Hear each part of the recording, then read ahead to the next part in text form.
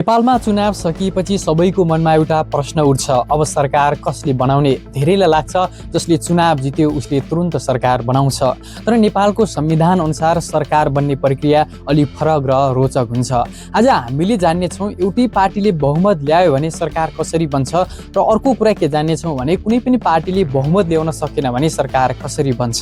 पहिले जानौँ एउटै पार्टीले बहुमत ल्यायो भने सरकार कसरी बन्छ त। नेपालमा यदि एउटै पार्टीले चुनावमा स्पष्ट बहुमत ल्यायो भने सरकार बन्ने प्रक्रिया निकै सजिलो हुन्छ। प्रतिनिधि सभामा कुल 275 सिट हुन्छ र सरकार बनाउन कम्तीमा 138 सांसदको समर्थन चाहिन्छ। यदि कुनै पार्टीले 138 वा त्योभन्दा बढी सिट जित्यो भने त्यो पार्टीले एक्लै सरकार बनाउन सक्छ। चुनावको अन्तिम परिणाम आएपछि त्यो पार्टीले आफ्नो संसदीय दलको बैठक बसाल्छ र त्यहाँबाट प्रधानमन्त्रीको उम्मेदवार चयन गरिन्छ।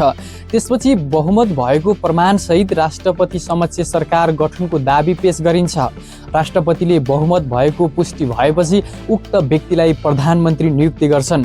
त्यसपछि प्रधानमन्त्रीले मन्त्री परिषद गठन गर्छन् र विभिन्न मन्त्रालयका मन्त्रीहरू चयन गर्छन्। तर प्रक्रिया यही समाप्त हुँदैन। प्रधानमन्त्रीले प्रतिनिधि सभामा विश्वासको मत लिनुपर्छ। जब संसदमा बहुमत संसदले समर्थन गर्छन् त्यसपछि मात्र सरकार पूर्ण रूपमा स्थिर हुन्छ। यसरी हेर्दा नेपालमा एउटै पार्टीले बहुमत ल्यायो भने सरकार बन्ने प्रक्रिया छिटो र सरल हुन्छ। चर्चा गरौँ कुनै पनि पार्टीले बहुमत ल्याउन सकेन भने सरकार कसरी बन्छ त। हामीले थाहा भइसक्यो कि नेपालको प्रतिनिधि सभामा कुल 275 सिट हुन्छ। सरकार बनाउनको लागि कम्तीमा 138 सांसदको समर्थन आवश्यक पर्छ।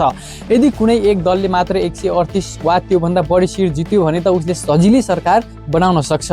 तर नेपालमा धेरै जसो अवस्थामा के हुन्छ भने कुनै पनि एक दलले स्पष्ट बहुमत ल्याउन सक्दैन। त्यसपछि सुरु हुन्छ राजनीतिक सहमति र गठबन्धनको खेल। यस्तो अवस्थामा विभिन्न राजनीतिक दलहरू आपसमा मिलेर गठबन्धन बनाउँछन्। उनीहरूबीच छलफल हुन्छ कसले सरकारको नेतृत्व गर्ने, कुन दलले कति मन्त्रालय पाउने र सरकार कसरी चलाउने। जब दलहरूबीच सहमति हुन्छ तब सरकारको नेतृत्व गर्ने व्यक्तिलाई प्रधानमन्त्रीका रूपमा प्रस्ताव गरिन्छ।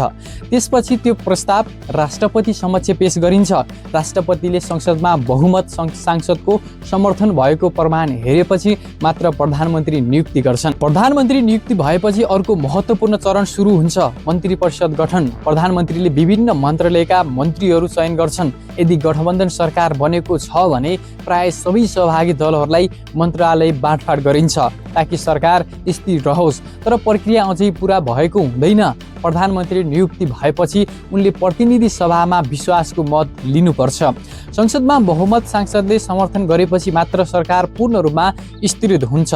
यदि कुनै दल वा गठबन्धनले बहुमत जुटाउन सकेन भने अर्को विकल्प प्रयोग गरिन्छ। संसदमा सबैभन्दा ठुलो दललाई सरकार बनाउने अवसर दिइन्छ। यदि त्यो प्रयास पनि सफल भएन भने फेरि नयाँ गठबन्धन बनाउने प्रयास हुन्छ। अन्तिम अवस्थामा पनि सरकार बन्न नसकेमा देश फेरि नयाँ चुनावतर्फ जान सक्छ। यसरी हेर्दा नेपालमा सरकार बन्ने प्रक्रिया केवल चुनाव जितेर मात्र पुरा हुँदैन। त्यसको लागि संसदीय गणित दलहरूको सहमति र राष्ट्रपतिको संवैधानिक प्रक्रिया सबै पुरा हुनुपर्छ।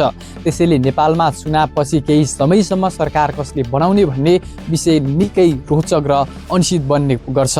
अन्ततः सरकारको निर्णय चुनावको परिणामसँगै चुनावपछि हुने राजनीतिक सहमति र गठबन्धनले तय गर्छ।